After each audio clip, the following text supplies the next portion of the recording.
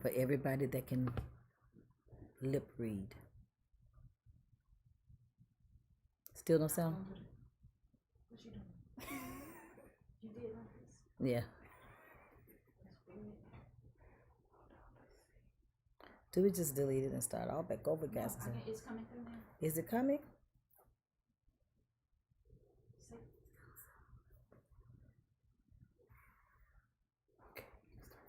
You can hear Brandy going. Okay, Brandy saying start all back over again. Okay, guys. So, for those of you who've been following me, know that we just completed last week the World Economic Congress, which I was one of the presenters with the president. Okay, Yolanda, we got. Yolanda goes, sorry. Well, it's the end of the day. We're just chilling in my room. This is my relaxed corner, my study corner, my corner where I study, and just wanted to hop on to bring a challenge tonight, to challenge those that have been following and watching and understand the signs of the times and where we are to rise to the challenge, to the occasion of the challenge. I was saying earlier when I couldn't be heard that we just completed the World Economic Congress last week with myself and the former ambassador to the U.S. from the AU, African Union, Ambassador Arikana, which we're going to have a presentation from her at our conclave, Sisters Empowering the World, which we always, and it will always be Sisters Empowering the World, but this time, by popular demand, we have to invite them in because the hour is such that it's taking the involvement of us as a whole, the body, the men and the women, for these times, these unprecedented times that we're facing right now, perilous times. And I believe there's two types of people. I believe there are people that see what's happening in the world and complain about it and whine about it and wish to see a change and talk about it. I just shared this recently. I was on the phone with a dear friend that sits in a very high position, and she was talking about and complaining about the things that are happening with the millennials and what's happening in her city. And I say, hey, this is what we're doing. Let's link arms together and come and be a part of, there's something you can actually do. We don't have to just talk about it. We can actually make a change. We can do something. Silence. So I tried it again. I said, there's two types of people. There are people that talk about wanting to make a change, or they talk about what's wrong, but they never do anything about it. And then there are people who see what needs to be done and push up their sleeves literally and get in there and become the change they want to see.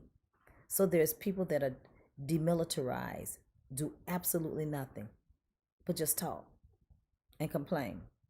First of all, you should never complain about anything that you allow.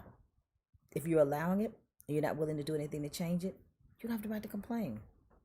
So I believe that, as I was saying earlier when it couldn't be heard, there are a genre of people, there are people, a group of people who believe that the Bible still is the book of life, that it holds within it the blueprint, the substratum of life that undergirds everything, the supporting beam of life, the divine compass of life, that it doesn't matter how progressive man tries to become, he will never, ever, ever be so progressive that he's ahead of God.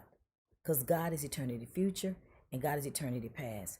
And we never are too smart. We're never smarter than God. He's been around long enough to know what it takes to live life in its totality. And regardless of how the trends and the times and the culture and the popularity, just people go a particular way because this is the way things are now. There's a different mindset. Look at what 1 Corinthians 4:4 tells us, that the God of this world has blinded the minds. People's minds have been blinded to believe a lie instead of the truth, and to take what is evil and call it good, under a disguise of this is my expression, this is what I want. But if you study history, you will see that history has proved out time and time and time again that every time man pulls away from God's statutes and his way of doing things. And we're not trying to condemn anybody. We're not trying to judge anybody. We're not trying to demean anybody. But we're just simply saying, as we embrace the word of God, there's a reason why it's called the book of life. It holds the blueprint to life. And that we can lift up this standard by living it, walking it out in love, and being a light, and refusing to just accept the tactics of the enemy, the schemes of the enemy, the wiles of the enemy. He says the God of this world has blinded minds. So that means that minds are supposed to have a type of sight and insight, but that insight is blinded minds. The Bible also talks about blind guides. A blind guide, just think of that word, a blind. These glasses are supposed to be a tool to help with my sight, and they do, to help my sight. But can you imagine that if instead of the tool that's supposed to help give me sight so I can navigate and see and help things be clearer so I can see the path to go, instead when I put them on, they blind me. And something that's supposed to help show me the way is now not only hindering me from having clarity, but it's actually blinding. He says, you blind guides. A person that's a blind guide, you're entrusted to lead us in a path that's right. You're entrusted to show us the way that we should go. You've been entrusted to show the children the way they should go. You're supposed to guide and show the way. But instead of showing the way, you're blind yourself trying to guide us. And he talks about blind guides. We are living in a time with blind guided leadership. Not demeaning anyone, but guess what? There is hope. And there is a way to rise above the challenges and celebrate the fact that God has established the end from the beginning. And he knows everything that man is going to do and come up with before man ever even thinks it. God already knows it. And so he's raised people up and positioned people to be in the kingdom for such a time as this, so that we become a voice and we become a light and we become a vessel of love and compassion to help point the way. I believe that as we rise to the occasion, I said there's two types of people. There are people that just look at what's going wrong and they talk about it and complain. And then there are people that say, okay, I want to do something about it. I believe we could do something about it. And where I am in my life right now, I believe that these are the monumental years of my life. And when I say monumental years of my life, I think all of us need to begin to look at our life and redefine our life, redefine purpose, redefine priority, redefine motive, and say, what is the real motive? What is the real priority? What is the real purpose? Why was I really born? What is the sensitivity of the time? What is the pivot of this window? What can we actually do to make a difference? Or were we just born to be here and to die like mere men and not be a type of, and we were just studying tonight, looking at Sojourner Truth, was a woman, as we even celebrate African American History Month, who the slave owner unlawfully took her son, sold her son into slavery unlawfully, and the first woman, black woman, to take a white person to court, or the first black person to take a white person to sue them, but then a woman suing a white man, but not just a woman suing a white man, a woman out of slavery, child sold into slavery, sues a white man and wins, and actually wins. So instead of just sitting back and saying, I'm not going to accept, this is just how it is, there's absolutely nothing I can do, she fought and she got her child back, her 5-year-old son. She battled for the seed. And when we come together March the 4th through the 7th, the lineup of the people that we have, the speakers that we have, incredible. We have, as we said, a piece from Ambassador Arikana. Let's talk about her a little bit. as she makes her impartation for us. Here's a woman, the former ambassador of the African Union to the United States.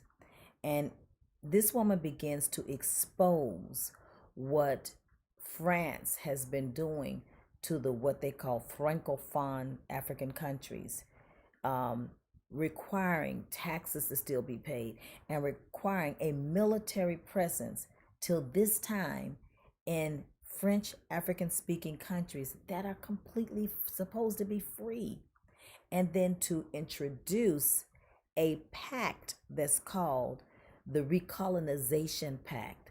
So, under a conversation and a platform of independence, you're introducing a pact that's called the Recolonization, and that they still have a military presence that's required. What country could go to France and have their military presence in France, ruling and controlling France without France consent? But yet they do that in Africa.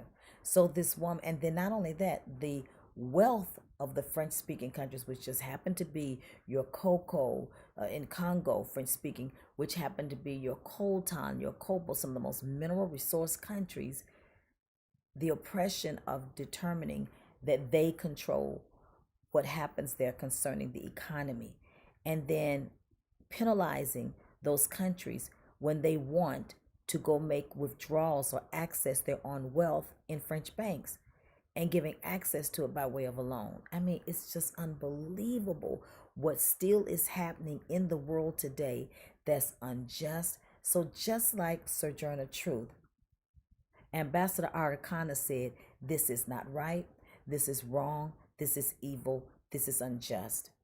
And both women, thanks be to God, they both loved God. And they both love God. Sojourner Truth had a close relationship with God, and she trusted God to lead and guide her, just like Harriet Tubman, to show her how to war against the enemy and how to even war against injustice. And she won. And with Ambassador Arikana, as she's exposing and overturning things and exposing things, people are waking up and realizing that they have a right to be free. They have a right. Ecclesiastes 5, 8, and 9 talks about the resources of the land are for the people of the land.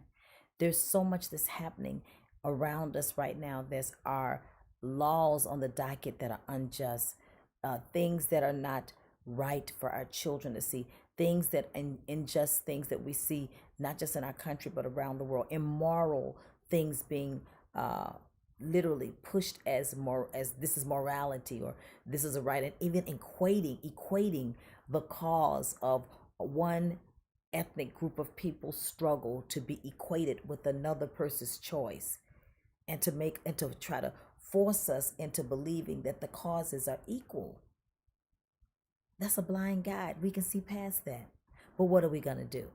On March the 4th through the 7th, men and women alike, men like Wale Akiyemi in Nairobi, Kenya, but Nigerian born, is serving there and is doing phenomenal things with raising up future leaders, Gen Z, millennials, incredible things where he shares the testimony of how he lost $6 million and got it back.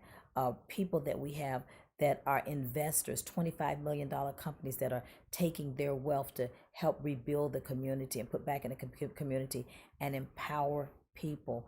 People like Dr. Pearl Coupe, my dear friend, who some of these unjust and evil laws tried to come to their country, things that were organizations pushing pedophilia, literally pedophilia organizations coming to their country to infiltrate and put their propaganda the same way they're trying to do here, push it as this is our right, this is our orientation. They fought against it and said, you'll not bring pedophilia here and normalize it and decriminalize it and legalize it. No. And they fought against it to protect their children. I believe that when a person's right supersedes the safety and the right of a person to protect their children, it ceases to be a right. I believe that we can be a voice. We have people that are going to, as we come together on this conclave, even deeper than we did in October, showing us how to be a change. things we literally can do. Lobbying, particular letters do we need to write? What do we need to do to be the change? Not just living in this. Esther didn't just live in this. You know, Nehemiah didn't just live in the frustration that he saw that the walls of the temple were torn down. David didn't just say, "Oh, this Philistine is intimidating us. I mean, what can we do?" They rose to the occasion. They rose to the occasion and they did something. What if Martin Luther King or Rosa Parks or Nelson Mandela or Mahatma Gandhi or Archbishop Desmond Tutu or so many, and the one that we're now celebrating who's just crossed over, Apostle Frederick Casey Price, suppose they never rose to the occasion and did something that marked the times that brought forth a change and a difference. I believe that that kind of person is on the inside of you. The lineup, I want you to start following me on Facebook, Instagram, and YouTube as we begin to do little highlights of who our world changers are that are coming together. This is not a gathering for people that are interested in just somebody preaching to you and exciting you and inspiration. I want an inspirational word for me. No, this is an invite, and this is an invitation to come to a round table, a global round table, where we have strategies and logistics laid out that before those 4 days are over, we already have strategies to be implemented immediately, that we can hit the ground running, and things that we can do that will invoke a change. I believe that God has us in the kingdom for such a time as this, men and women. Now, if you're very serious about believing that we can really be a change, you could not possibly be whining about $199. Are you serious? And then we're giving you a $3,000 online tuition training and curriculum from Global Leadership Training Center to help equip us and to make us more, have a better world view. There's so much that's happening in the world that we sometimes have allowed ourselves to pin a little narrow view of what's happening in America and missing how the dots connect around the world. There's so much that doesn't make our news. And so when we come together and we get to hear what's happening on a global scale, from a global perspective, we start realizing, wow, these things I'm thinking, I really wasn't off.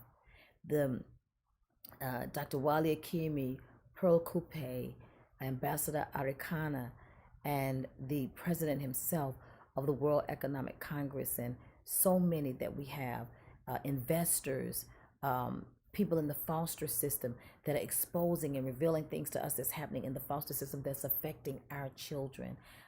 Just so many things in the educational sector, things concerning the digital world and where we're heading with that. And when you walk away these 4 days, this is going to prove to be one of the greatest investments that you've made for these times. We're living in a different day, my friend. And everything post COVID-19, pre COVID-19, the mindset, the way things were done, the way ministry was done, the way business was done, the way we thought, it's a different era of time. And if you can't see that, my friend, I'm calling history makers, world changers who really, really believe that not only can we change the times, but we're willing to rise to the occasion, just like Sojourner Truth did, and just like Ambassador Arikana is still doing today. And that person that has it within them to stand up for right and to be a vehicle of change, an agent of change, to make life better for the loved ones to come, and our family, and our cultures of people, and our nation, and our world. I am so inviting you to connect together with like-minded people, and you watch how your mind is going to be expanded. The level of the speakers that we have as we start rolling out all of our presenters and professors, I mean, something on this scale should be at least $500 when you look at what you're going to be receiving. But guess what? We want to make it where every single person can throw it on a card or whatever and say, I'm not going to miss this. We have 2 weeks and 2 days left. And to me, it is not about how many people, it's about the right people that we can look back and say, the same way a group of people came together and got prayer out of the school, the same way a group of people came together and began to put things in our communities through Planned Parenthood that would affect 100 years later our death rate exceeding our birth rate. The same way a group of people came together and became a voice and rallied and protested to push agendas that were anti God agendas in our nation and in the world. The same, in the self same way, we can come together. Like many that we've seen in the Word of God as our example.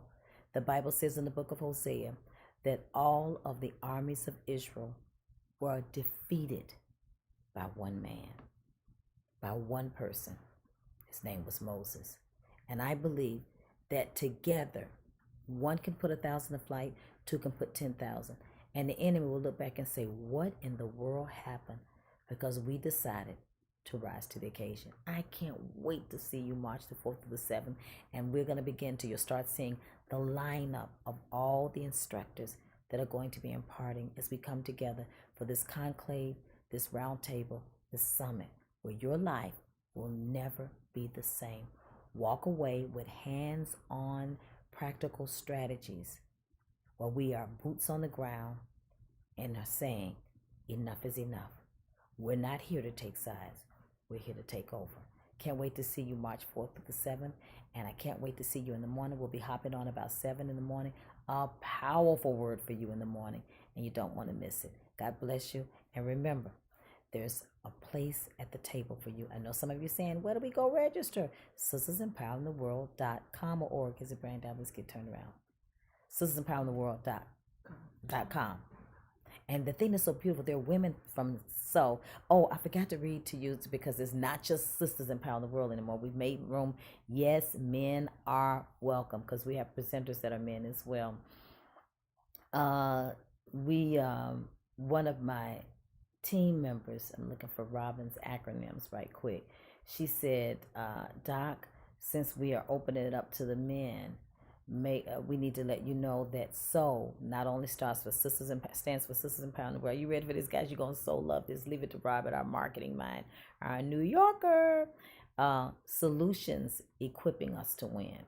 That's what's going to happen when we come together. SEW, solutions equipping us to win. Because it's a group of solution-driven people coming together. Solutions equipping us. Solutions that are already equipped. The download strategies that we have are solutions equipped with godly wisdom. SCW. Oh, I really love that one. Here's one. It's just, you talk about this. Talk about where we are right now with the storm that's happening in our country, as well as the storm that's happening, a spiritual storm in the realm of the spirit. Solutions equipping us to weather the storms ahead. Those are the times we're living in now. Can't wait to see you March the 4th to the 7th. Don't sleep on this. Many of the people that come together in these conclaves and summits, they begin to work amongst themselves and form relationships together that are outside of them coming together on the conclave and at the table. They are going off and networking and doing business together. Amazing. With international business together and doing phenomenal things simply because it was a networking opportunity as well. And we came together with like-minded people believing that we're better together. See you in the morning, guys, around 7 in the morning. God bless you. See you in the morning.